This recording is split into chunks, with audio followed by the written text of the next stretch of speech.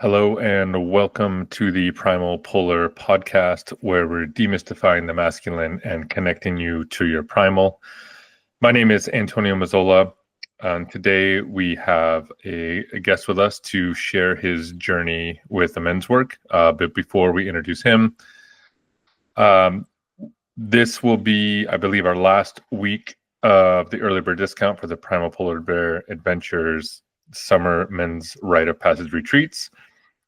Prices will be going back to normal after this, so please, if you're interested, check it out. Use promo code Primal1250, and that's at primalpolarbear.com, or you can reach out to me on Instagram at primalpolarbear.adventures.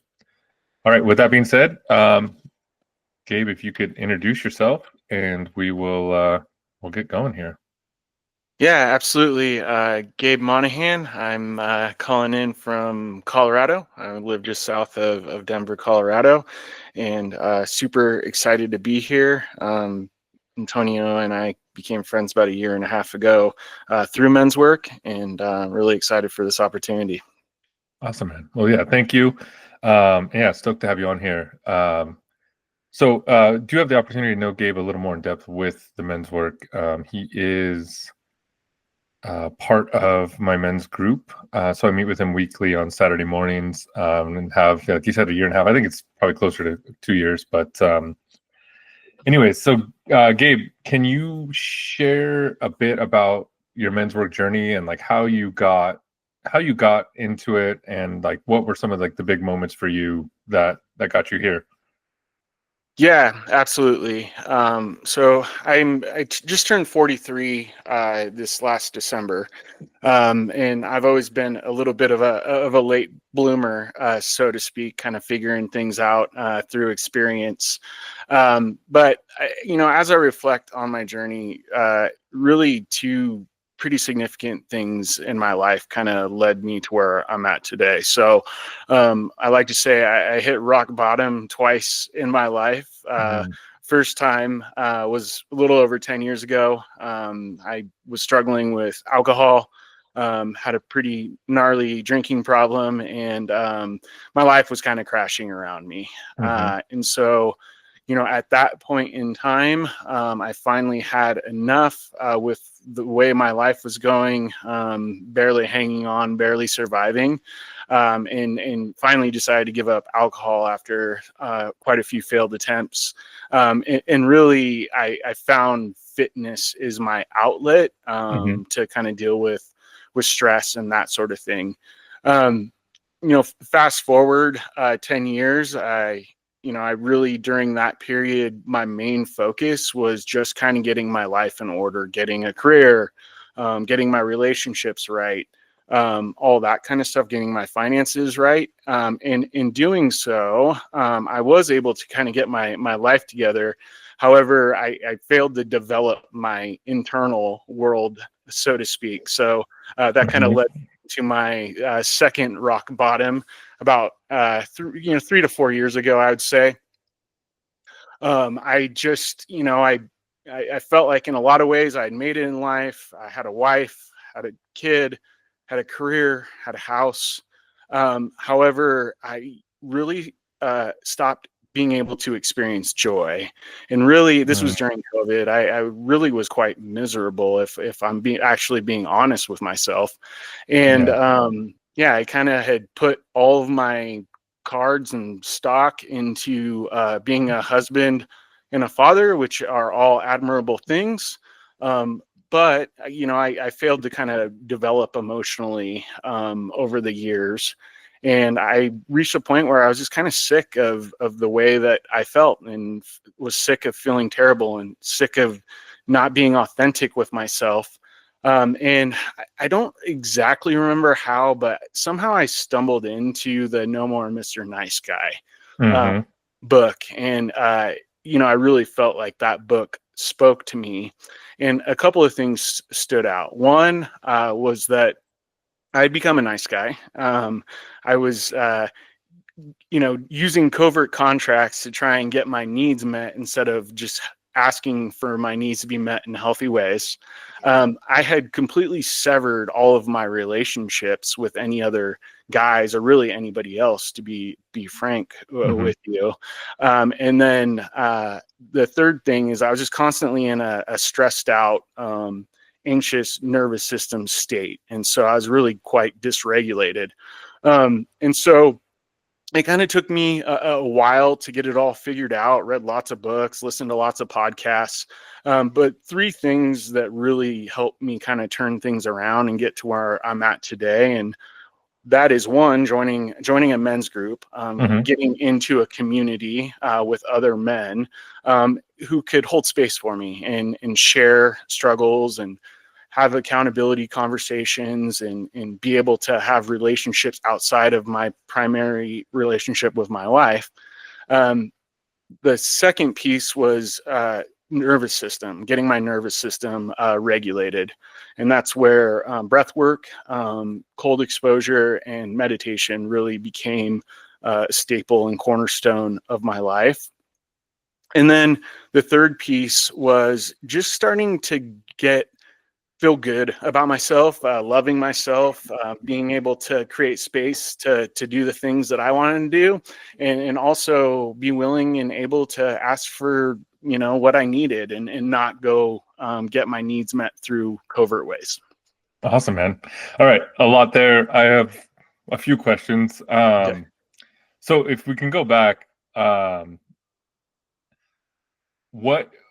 you remember what led you to start drinking? Like, were you avoiding something, or were you trying not to feel something? Like, what was the kind of the catalyst that got you to drinking a bunch? Yeah, it happened in high school. I was a bit of a feral child. I have a sister who's about a year and a half younger than me, who's pretty severely mentally disabled. And so, I was very independent, and had a lot of anger inside of me, which I didn't even really recognize when I was younger. But there was, reflecting back, I was really quite angry, confused, kind of lacking outlets. As I got into high school, like I kind of struggled with being bullied all the time, was getting in fights all the time, a little bit of a loner. And I, started hanging out with a group of guys that, they just didn't give a shit. They were just, they liked to party, they liked to have fun, and they got attention from women.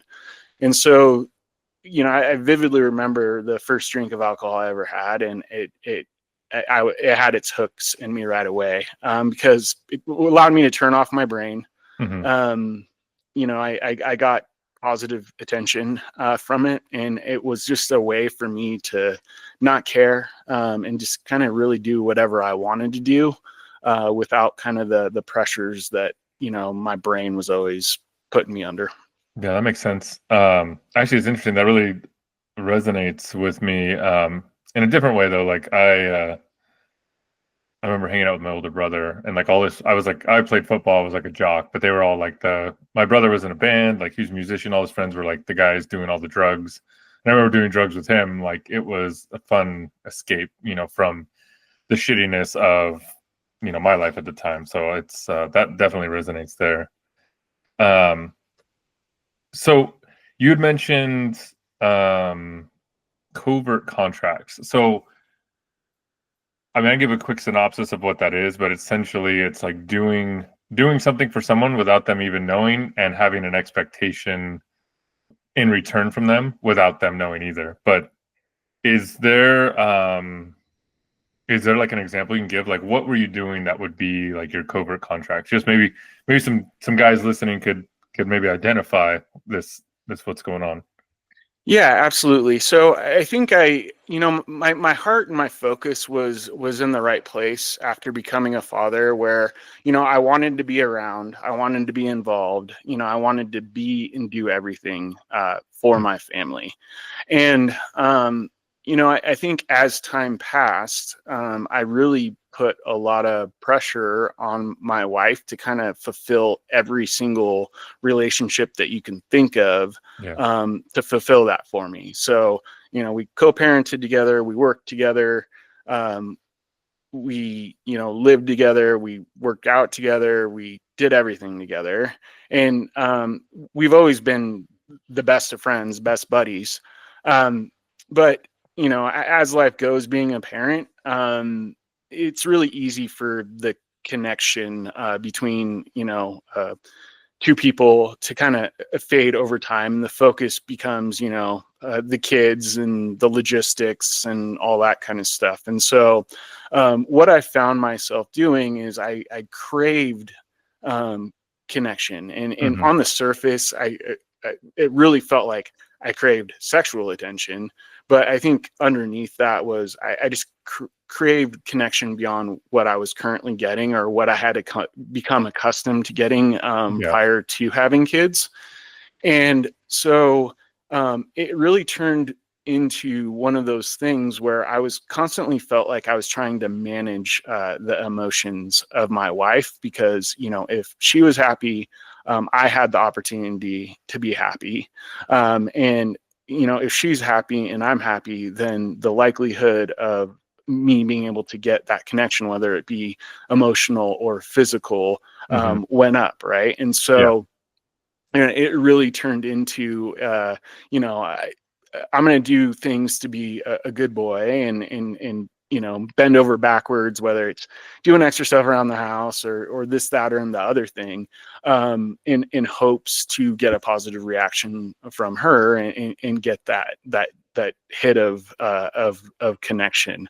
And it really truly showed up in the sense that, like, just taking responsibility for her emotional state, and then especially if her emotional state was down, it really created this drive in me to try and fix and do things to kind of turn her mood around so that I can feel better about myself.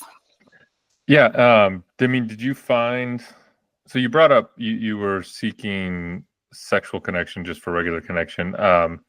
Is that something throughout your life you found like that's how you connected with women, was just um I mean, does that make sense? Like what I'm asking, like it just through sexual contact? Yeah, absolutely. I think in high school, after I think I lost my virginity when I was 17 or something like that, Hmm.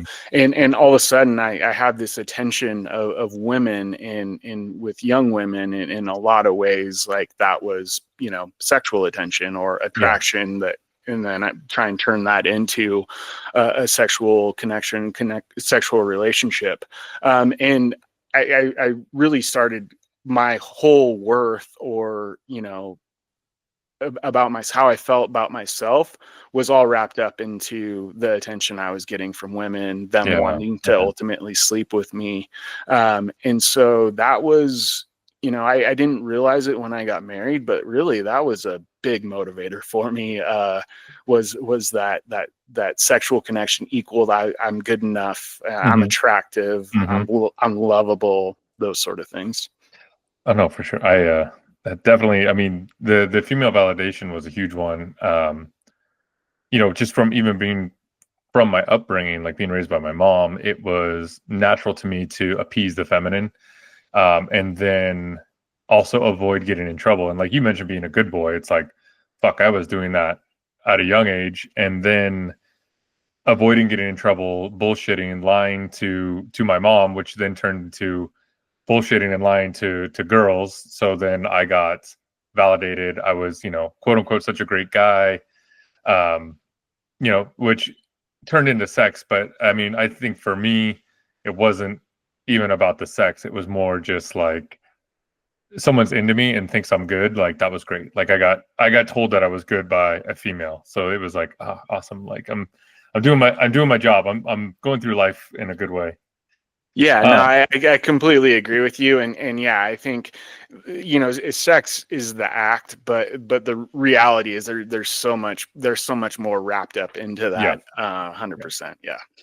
Yeah, it's just, we did I would say I didn't know what the difference was, so it was obviously sex seemed like the normal, like, oh, this is what you do, but like reality, it was little to do with that, and more like you were saying, like more just the connection side of it. Hmm. Um, so did you ever like go see traditional therapists or do anything like that in your life? I mean, was that something that you dabbled in? Yeah, I did. I mentioned, that time period around when I started reading No More Mr. Nice Guy, and that Hmm. kind of opened up the door to healing my internal world. I did work with a male therapist, and I kind of found him through a work benefit that I had at the time. And yeah, he gave me some. The reason why I liked working with him is he gave me some practical tools when I was having these big anxiety flare-ups, to kind of work through some of that anxiety, and really just kind of got me in the habit of talking about what was going on for me, because Hmm. really that was the first time in my life that I really even acknowledged or spoke about, like, some of the things that have gone on in my life, that I the more curious I got, I realized, like, hey, like, all these, I'm not the way I am for no reason. Like, Yeah. all of these things that happened in my life leading up to this point, like, contributed to where I am now. And so really kind of opened my eyes in that way.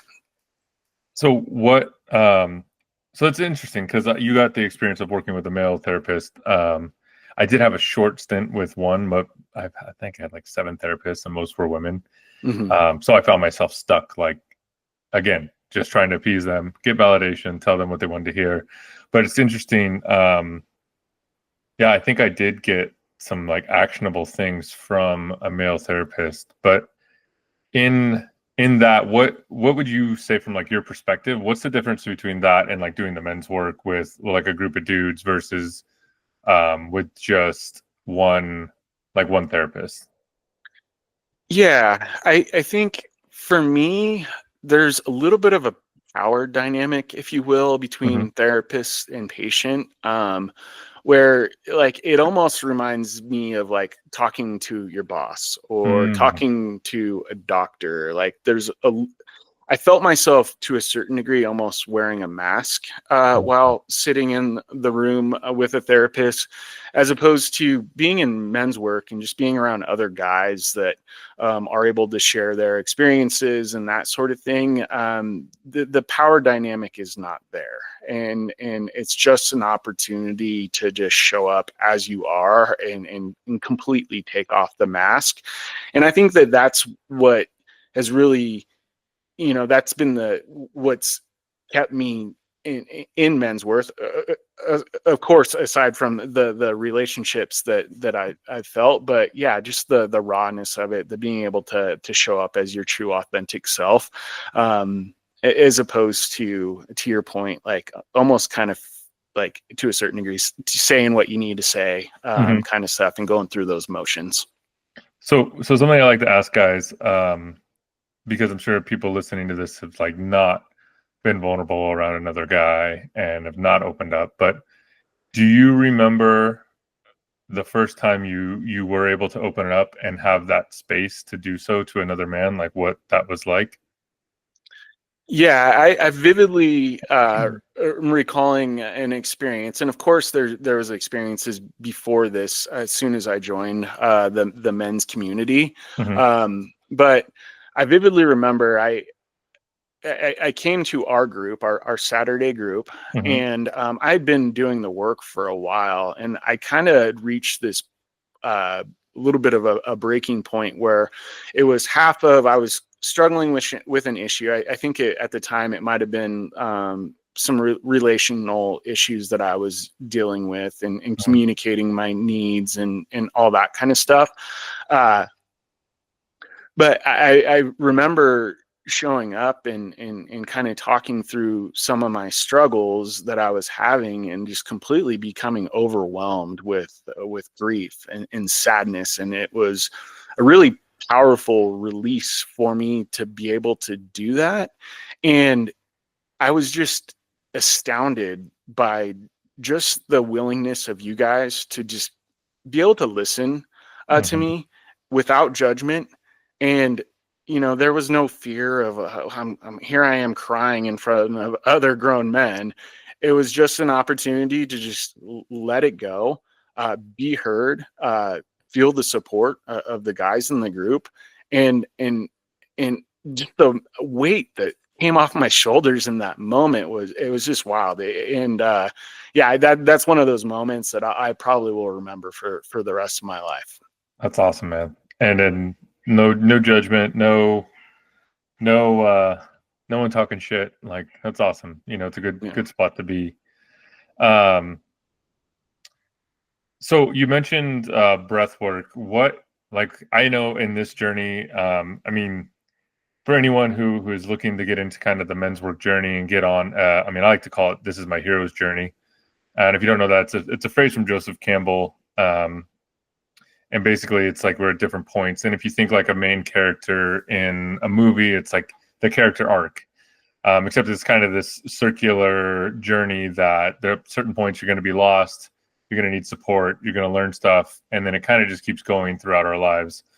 But there's things, I mean, I know I've picked up all kinds of, because you're working with men all over the world, now that we have digital access, and there's things like breath work, there's Buddhism, there's Christianity, there's, I mean, things from all sorts of religions, things from, people who are like biohackers to people who are, whatever you can imagine, like there are people from those walks of lives, and there's little bits in there. And so breath work for me was one of those. Gabe, if you're willing, just maybe give a little insight into like how you came across breath work, and then what it does for you and what you do with it. Yeah, absolutely. So, after getting into men's work, I saw it in books. It's talked about in our greater group, the Alliance. It's something that on a community call, there will be some and that sort of thing. And I knew that I had this hunger to get outside of my head and get into my body, because part of my issue has always been I'm just constantly, the wheels are constantly turning, and sometimes that's good. When you're trying to solve a problem, that's wonderful, but most of the time I would do anything to just shut my brain off, and I think that, going back to earlier, my struggles with alcohol, I think that was certainly part of it. Like, just turn off this brain of mine, and give me some rest from the constant noise that's going on inside of my head. And so I first started, getting into, somatic embodiment work through meditation. I did the Waking Up app, and that was really, really nice. I enjoyed the guided meditation. Sam Harris is an interesting guy, like learned a lot about, some of the, non-duality and this kind of stuff, and enjoyed that. But, it can be really hard if your brain has been in this state for 40 some odd years of just constantly ruminating, and the wheels are constantly turning, to just, get good at meditating. And so, again, it's one of those things where I kind of had heard about it. I stumbled into Wim Hof breathing, just a YouTube video, and instantly I started really physically noticing the feelings that I would get in my body while doing Wim Hof. So instant relaxation. All of a sudden, have energy. The brain can turn off, and I think it was, it's meditation, but meditation in motion. So there's the active component of being able to shut off your brain, but also not have to just kind of sit there in silence and wait for something to happen, I think was really big for me. And yeah, aside from, the instant physical effects that it was having on me, very shortly into that, I noticed that all of a sudden my stress lowered, my temper lowered. I was able to start being able to respond instead of just reacting to everything as things happen to me. And so there's real tangible benefits right from the get-go with breath work. And I'm a bit of a creature of habit. I've been doing I've stuck with the Wim Hof. I do it every single day. I've kind of advanced from beginner, short breath holds to 3-minute breath holds and all that. but yeah, it's just become just part of who I am, and yeah, it's definitely been a game changer, a life changer for me to be able to have my nervous system be at a new baseline of just being able to settle and be okay without the constant need of to be doing something or thinking about something. Yeah, man. No, it's interesting you bring it up as well, because I mean, we haven't talked about this, but I I still can meditate for like maybe 5 or 10 minutes, but sitting for 30 minutes to try to just be still is a challenge. And that was also the same appeal for breath work, was like I'm doing something. Like it is. I like that you said it's meditation in motion, but I'm like active in it, and there is a very much an amazing physiological effect. Getting, I've heard it put getting high on your own supply, but like Hmm. really feeling it in my body, and like the tingling sensations, the rush of energy, like feeling energy just moving around. And as I describe it, it sounds a bit woohooery, but I mean, until you experience it, it's like, I don't know. I mean, if you felt it, you know what it feels like when energy shoots up your spine. You're like, holy shit, like that's amazing. But yeah, definitely a great tool. And same with that. I mean, being able to, you touched on regulate and not react. That has been also a huge benefit I've noticed from doing the breath work. Um, and really fucking surprising, like how long you can hold your breath. Like Right. if someone I said like, can I hold my breath for 90 seconds even? It's like no, but when you're doing this and you're really oxygenating yourself, it's pretty amazing what you can do with it. Um, I know you also mentioned, so this kind of goes hand in hand with it, but you'd mentioned cold exposure as well. Um, like how do you go about that? Like, are you a cold shower guy? Are you like I'm gonna go jump in the snow guy? Like, what's your go-to for that? Yeah, I so to start, I it was hard for me to get into the cold cold exposure stuff. So it really just started, and I will admit, like turning your water to cold for just Mm. 1 minute is a hell of a lot harder than any other cold exposure. But that's how I got started with it.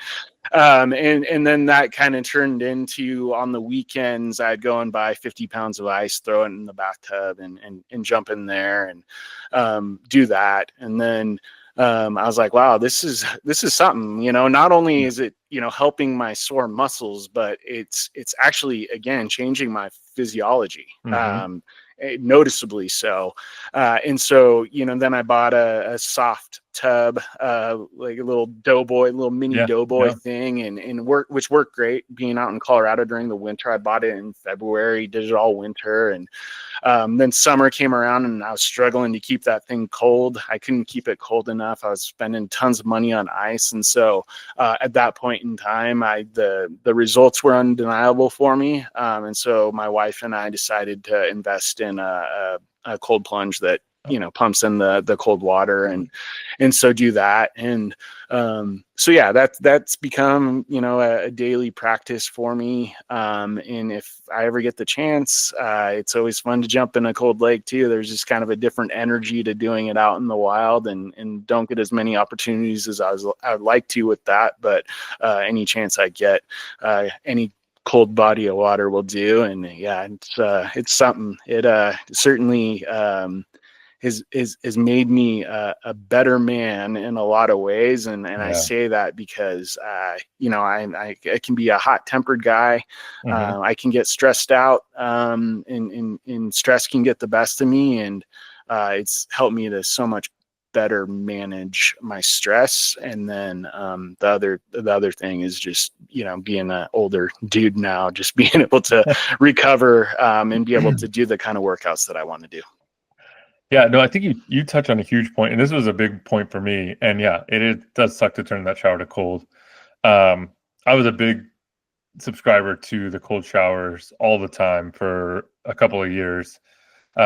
But then it turned into like now it's like a post workout thing for me for sure, or like been out hiking or something. But one big thing I took away from it was being able to sit in a super uncomfortable, stressful situation. Like when you're, when I'm sitting in a shower that's cold, it's like that shit sucks. Like it's hitting you, it'd be hitting me and it's like, I want to just react to this, but being able to be calm and breathe and work through that discomfort, showed up in my life. Like, and we go back to that regulation and not being reactive.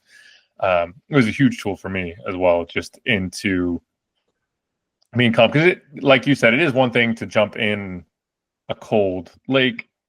There's an element of fun to that, and also it's just, you kind of scream and get out, but like you're in your shower, it's like, I'm willing this on myself. So, this discomfort, I'm bringing it on. It's a bit more of a challenge, but yeah, man, I found it great for the stress relief. So you brought up jumping in cold water.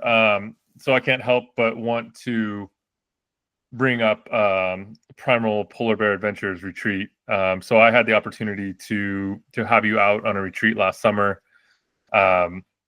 So I know in that we do jump in a lake that's cool. I don't know if we'd say it's cold. I mean, it's summertime. It's probably in the 50s, but it's nice. But would you be open to sharing maybe a little bit about your experience and what it was like for you to be on a men's retreat in that sort of setting? Like, what was that whole experience like for you?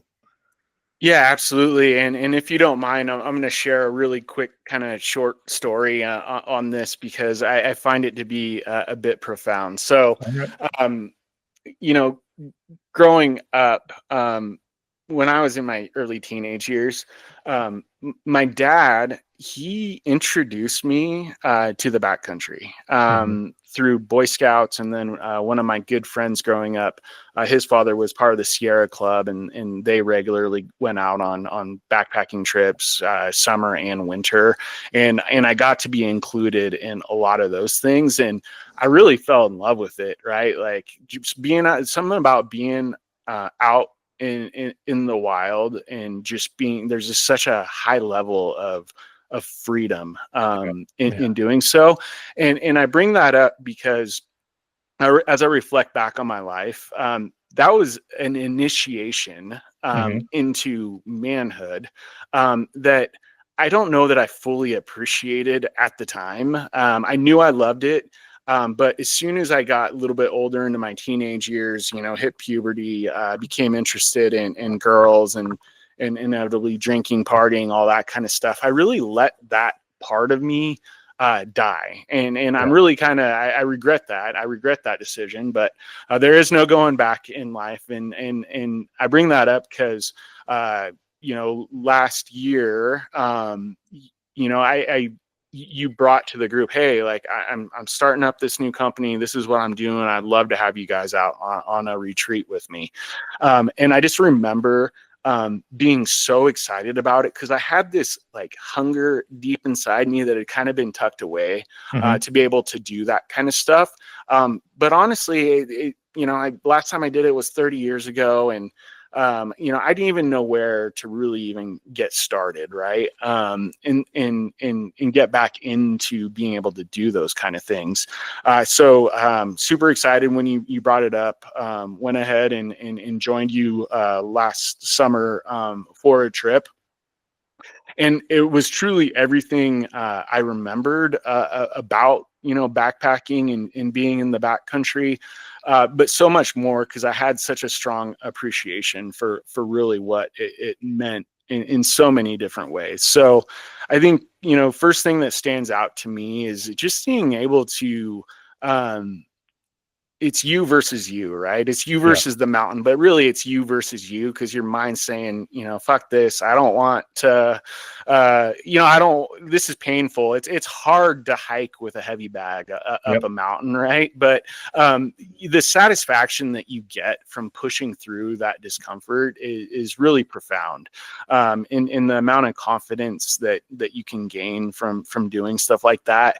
And then you pair that with the fact that you're out there with a group of other guys, all interested in, just developing themselves, getting back in touch with, in my opinion, their soul. Right. And to do that together with other like-minded men, and just the rawness of that, was really a special experience.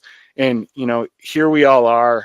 We've gone through a major challenge of climbing up a mountain with all of the possessions that we're going to need for the trip, and just the camaraderie that's formed in going through that kind of a challenge together, and then being able to sit around the fire at night, or just sit around and being able to talk about the good things, the tough things, and everything in between that's going on in our lives, or that has happened in our lives, and just the level of support and openness and vulnerability that was had on the trip was truly special.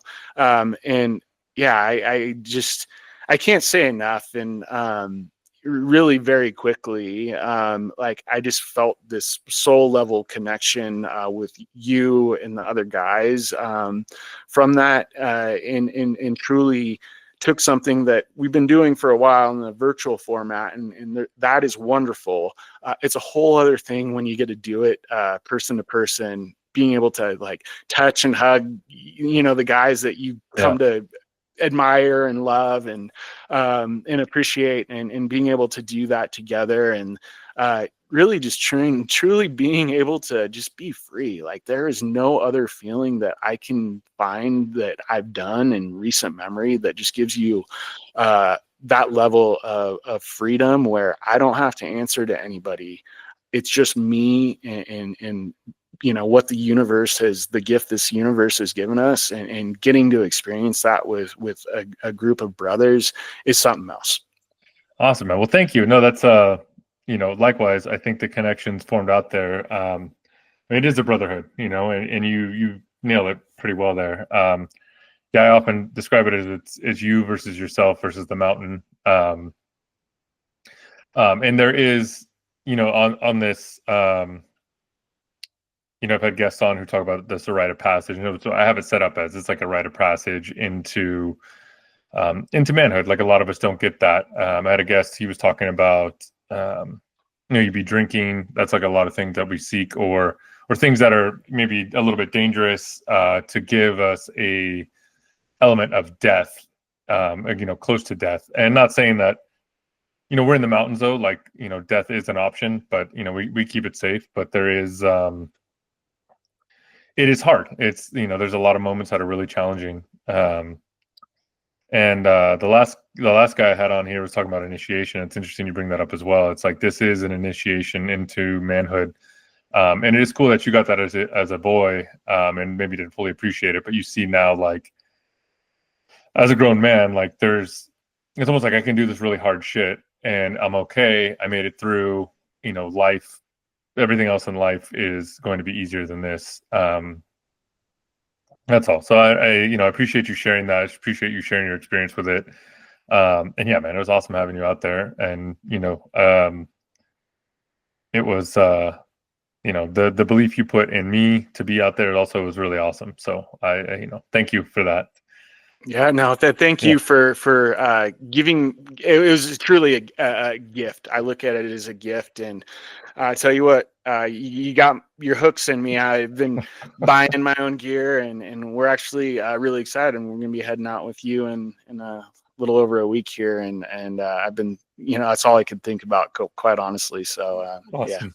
Yeah. I love that, man. Yeah, and that's, for anyone listening who's curious, part of my goal is to give you that confidence to go do this on your own, to go buy your own setup. Do provide all the gear for the retreat, but to basically, so you can go out and find that solitude again and find that strength within yourself, out in nature. A big thing, and maybe you want to share a little bit about this, Gabe, like what your experience was like, but I'm all about connecting with my boy, and that untethered wild man and my boy going hand in hand out in the wild, and just the power that is there. What was your experience with that? Like in the simplicity that was there, like, were you able to find any of that? Yeah, absolutely. I think I've touched a fair amount on that inner voice, in the constant, noise inside my brain. And, over time, I really resented that inner voice, and come to find out, as I've gotten deeper into this work, that's actually the boy. That's who that is, right? Mhm. That inner voice, inner child, whatever you want to call it. And as I've kind of matured emotionally, I guess is how I'll put it, over the last couple of years through men's work. I've slowly started to build a relationship, and get past that resentment with that boy inside of me. Mhm. And I vividly remember, while we were out there, of course, there's the camaraderie and all that kind of stuff. But taking the opportunity to just be just with myself and the boy inside of me, Mhm. and just do a little bit of wandering and reflecting, and being able to experience joy and experience what it's like to be a kid again. Yeah. I, Yeah. I watch my kids play with each other, and things are just so much simpler, and they're able to just have fun, and they don't overthink things, and they don't worry about what somebody else might be thinking about them. They just experience joy. Yeah. And I admire that so much about kids, and I really lost touch with the ability to do that for a long time.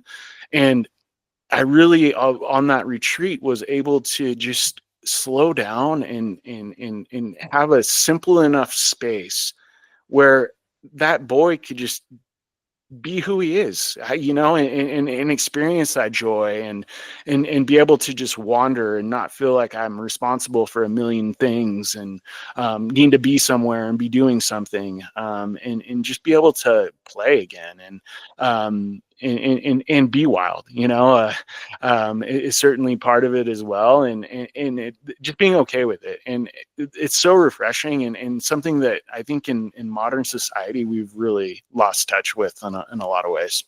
Yeah. No, I agree. And I had a guest mention this, and he used the story of Icarus, but basically that, like, we play it way too safe. You know what I mean? And like we fly too low. We're too worried about being wild. Probably a lot of us worried about being judged. As young men, we were. I mean, I know I was told, like, don't be too much. Like, you're too hyper. You're too this. You're too that. Like, shh, be quiet. Getting shushed all the time. Um, so it's like, yeah, to really be in touch with that primal bit of us and that wild part of us. Just say fuck it, and like throw some rocks, jump in some lakes. Like, I mean, I know, we get a little wild with some of the dead trees and shit, and breaking logs and having fires and stuff. I mean, it's pretty awesome in that sense, to be a part of that, and to have the boy, and like I said, the boy and the wild man for me are my two big parts that come out when I'm out in the mountains there. So it's thank you for sharing your insights on that, and what that was like. So I appreciate it. Yeah. Um, all right. So anything else you want to end with? Like, what are you hoping, maybe by spreading breath work or men's work? Like, what do you hope that you could pass on to somebody else? Or maybe, and another way to say it is, what would you say to anyone maybe looking to get into this work, or who's curious about it? Yeah, I think at the end of the day, we have access to so much. Hmm. We have access to, being able to live a life that we're truly proud of. We have access to be able to feel good, and be present, and have the relationships that we want to have. It's all much closer than what it seems when we're struggling, right? Like, Yeah. that kind of stuff. It's so simple, and it's so close, but it feels so far away at times. And so, I think it just takes, a little bit of courage and a little bit of self-reflection, to, go find a community of guys, that you can be initiated reinitiated into manhood in a better, more fulfilling, healthy way. And I haven't changed my life much. It's not like men's work is all consuming. It's all I think about, and it takes up tons of time and all that kind of Yeah. stuff. I simply just replaced some of the crappy things that I was dumping my time into, whether it's porn and Instagram or whatever it may be, into some really just simple practices that I feel really good about. And I found this new layer or level of life that feels good. And I'm proud of myself, and I'm able to freely give love to other people, because I'm not so wrapped up in my own bullshit all the time. And so, yeah, I think the advice would be it's within ourselves. It's already there. We just need a mirror so that we can see that part of ourselves again. And I can't think of a better mirror than getting into men's work and going and doing a retreat and joining a virtual call once a week, or spending 15 minutes doing some breath work. We have access to this new level of life that is truly amazing. And man, I'm just incredibly grateful that we are paths cross, and that we're able to be on this journey together, and that we can share some of this stuff with other men, because I know there's a lot of men out there that are struggling on a variety of different levels. And my hope is that we can continue to get the word out there and just show guys just how easy it is, and how there's a better way of living out there. And I'm super happy about that. That's fucking powerful, man. Thank you. Thank you very much. Thanks for being here today, Gabe. And thank you all for tuning in. And you guys be well. Peace.